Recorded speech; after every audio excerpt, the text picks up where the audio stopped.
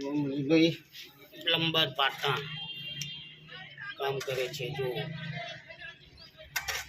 કામ એવું છે કે સિમેન્ટની જે કુંડી હતી એ લીકેજ થઈ ગઈ હતી।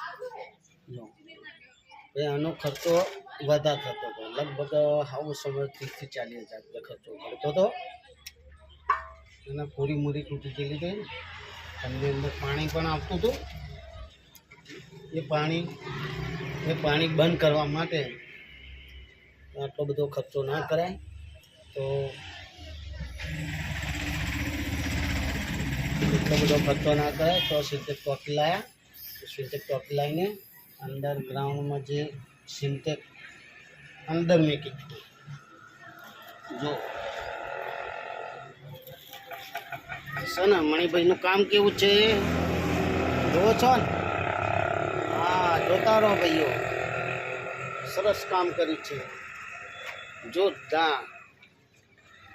તો આવું કસ્ટમરોનું કામ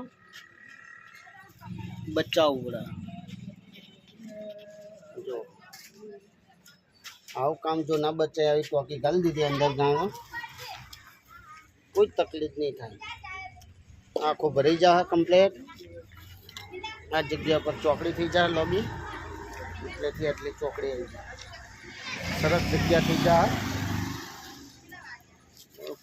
ઓછા ખર્ચામાં કામ પટે એવું કામ કરવાનું છે।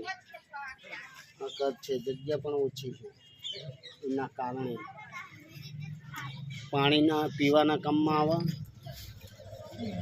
અને કોઈના ઘરની અંદર પાણી લીકેજ પણ ના થાય, એના માટે આવું બધું કામ કરવું પડે। જય માતાજી।